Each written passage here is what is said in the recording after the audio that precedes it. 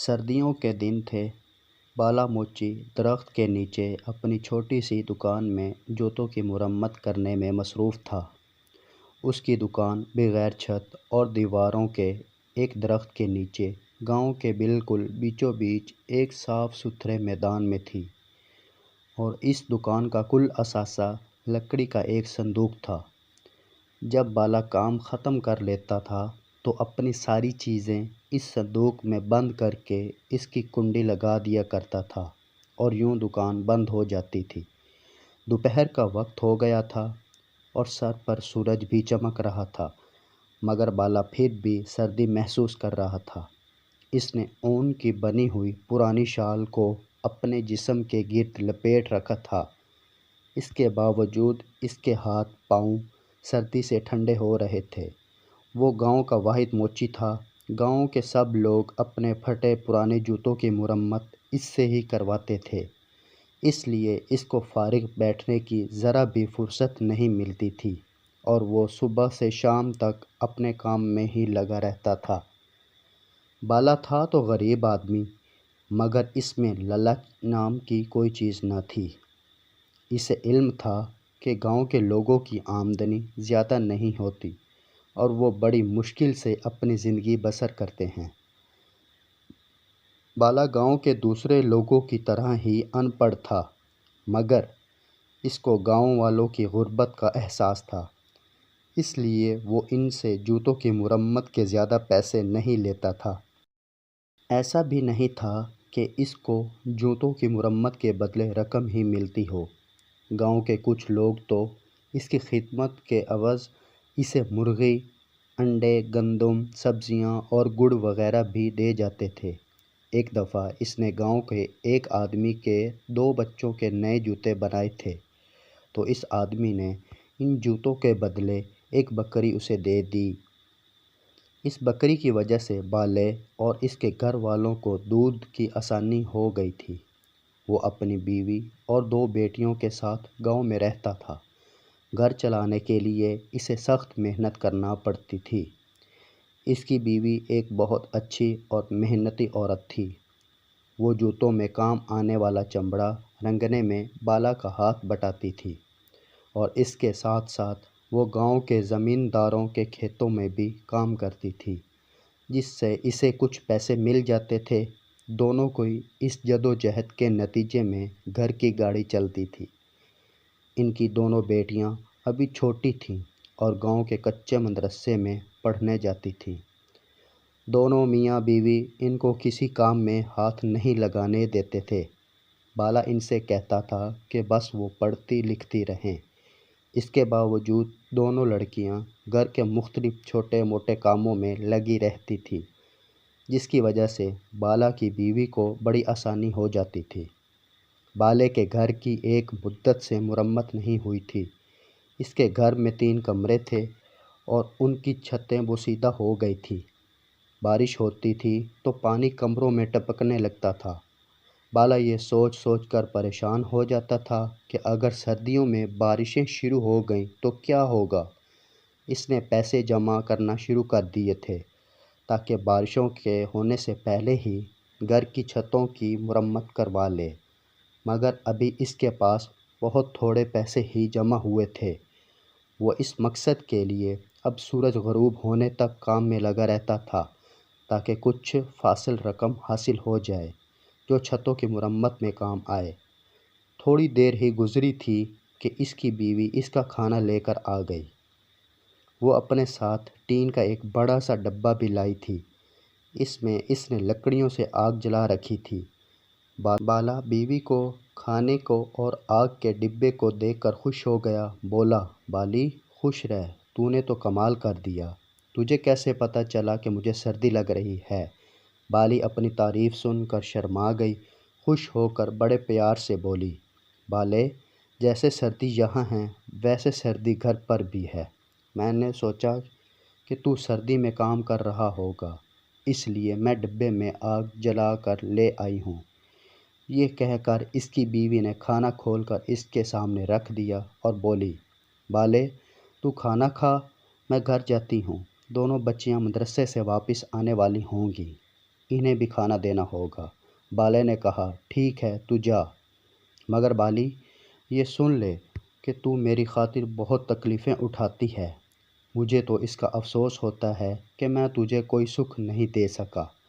بس تو دیکھتی رہ، جیسے ہی گھر کی چھتوں کی مرمت ہو جاتی ہے میں پھر پیسے جمع کروں گا اور ان سے تیرے لیے سونے کی بالیاں اور ہاتھ کے کڑے بنواؤں گا۔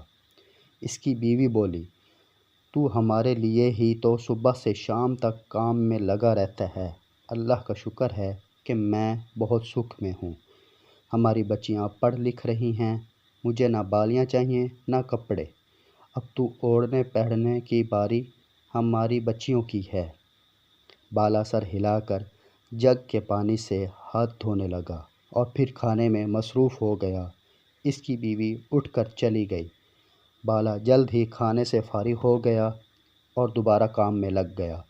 زیادہ دیر نہیں گزری تھی کہ اس کو دور سے بہادر آتا دکھائی دیا۔ وہ بالا کے قریب ہی ایک گھر میں رہتا تھا اور اینٹوں کے ایک بھٹے پر مزدوری کرتا تھا۔ اس کے ہاتھ میں ایک تھیلا تھا۔ قریب آ کر اس نے وہ تھیلا بالے کے لکڑی کے صندوق پر رکھ دیا اور خود زمین پر بیٹھ گیا۔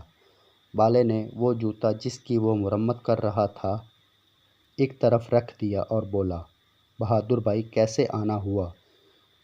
بہادر نے دھیرے سے کہا پرسوں دوسرے گاؤں سے لڑکے والے شادی کے لیے میری بڑی لڑکی کو دیکھنے کے لیے آ رہے ہیں، اس لیے جوتے مرمت کروانے کے لیے لایا ہوں۔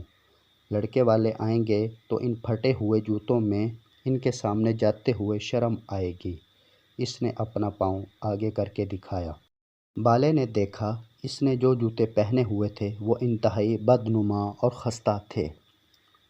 بالا نے خاموشی سے وہ تھیلا اٹھایا جس میں بہادر مرمت کروانے کے لیے جوتے لایا تھا۔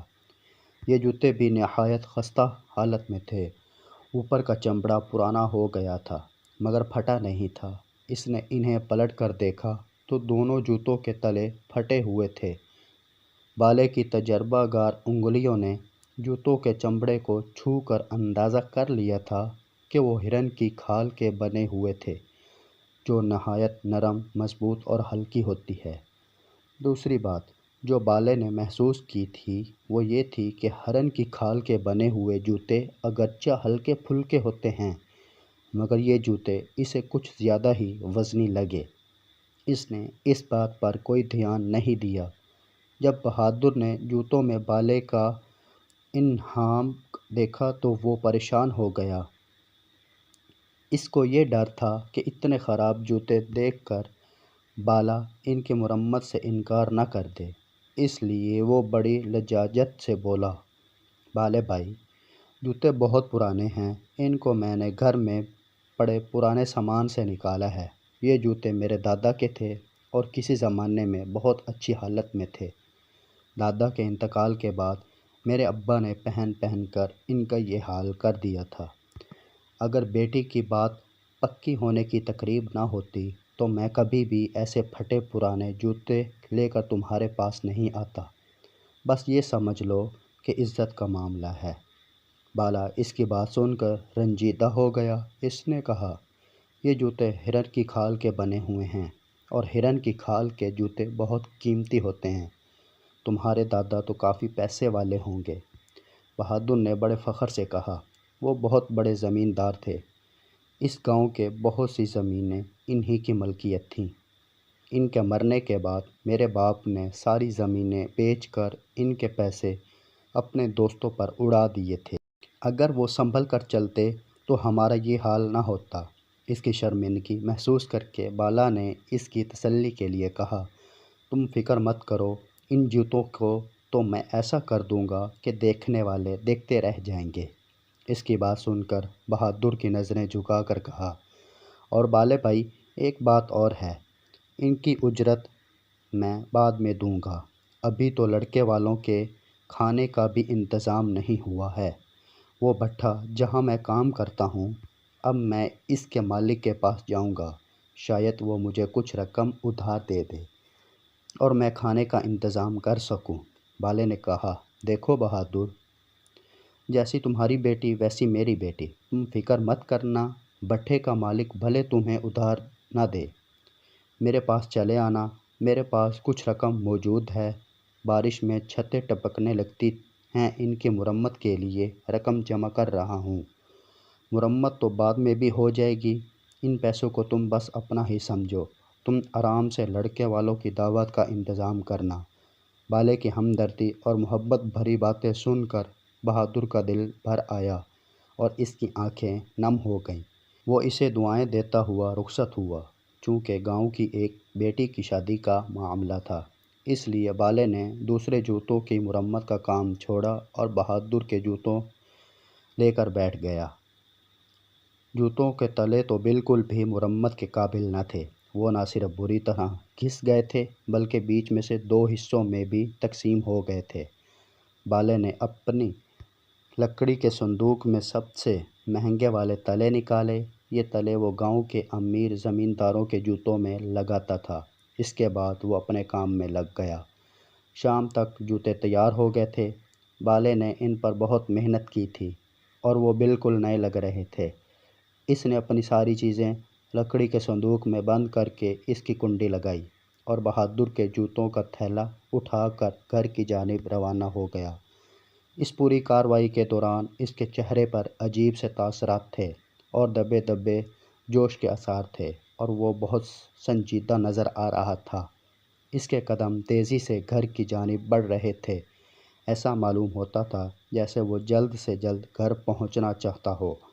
گھر پہنچ کر اس نے جوتوں کا تھیلا ایک طرف رکھا۔ دونوں بچیاں باہر گلی میں دوسرے بچوں کے ساتھ کھیل رہی تھیں۔ بالی رات کا کھانا پکا رہی تھی۔ بالے نے اسے آواز دے کر بلایا۔ وہ آئی تو بالے نے اسے بہادر کے جوتے دکھائے اور پھر اسے پاس بٹھا کر چپکے چپکے اس کو کچھ بتانے لگا۔ بالے کی باتیں سن کر بالی آنکھیں حیرت سے چمکنے لگی تھیں۔ اپنی بات ختم کر کے بالے نے اپنے کرتے کی جیب میں ہاتھ ڈال کر پرانے کپڑے کی ایک پوٹلی کھول کر بالی کو دکھائی۔ پوٹلی میں بہت سارے چمکتے ہوئے ہیرے اور سونے کی چھوٹی چھوٹی اینٹیں چمک رہی تھیں۔ ان کو دیکھ کر بالی حیران بھی تھی اور خوش بھی۔